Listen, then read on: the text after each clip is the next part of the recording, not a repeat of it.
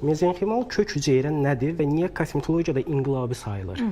Bəli, mezenximal kök hüceyrə, ümumiyyətlə mən kök hüceyrə haqqında onu demək istəyirəm ki, yeni bir sahədir. Bütün dünyada tibbdə regenerativ təbabətin, bərpayıcı təbabətin ən son nailiyyətidir.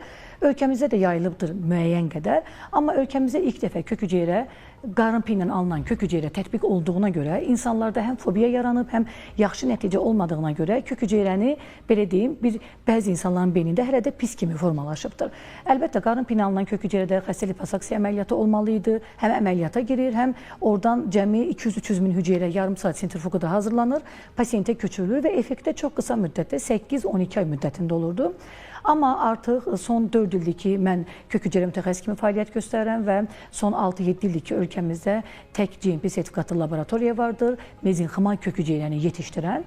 Ona görə də çox az sayda 5-6 nəfər kök hüceyrə mütəxəssisi vardır ölkəmizdə və biz yalnız mezenximal kök hüceyrəni tətbiq etdiyimizə görə nailiyyətimiz çox yüksəkdir.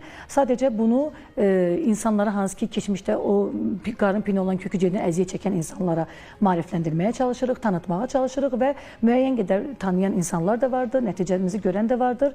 Mezenximal kök hüceyrənin üstünlüyü odur ki, yeni doğulmuş uşağın göbək bağının vartonjel hüceyrəlidir. Yəni doğulan anında ən gənc hüceyrə, ən kiçik hüceyrə, ən gənc olması nəyi göstərir? Bu çox böyümə, regenerasiya, bərpa qabiliyyətinə malikdir. Ona görə dünyada ən çox tətbiq olunan kök hüceyrə metodudur.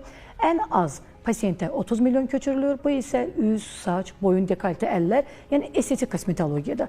Digər sahələrdə isə patologiyanı asılı olaraq oynaqlar olsun, revmatoid artrit olsun, autoimmun xəstəliklər.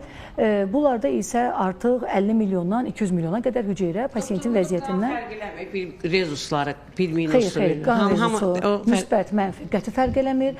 Birinci qrup oldu, 4-cü qrup oldu, heç bir fərqi yoxdur.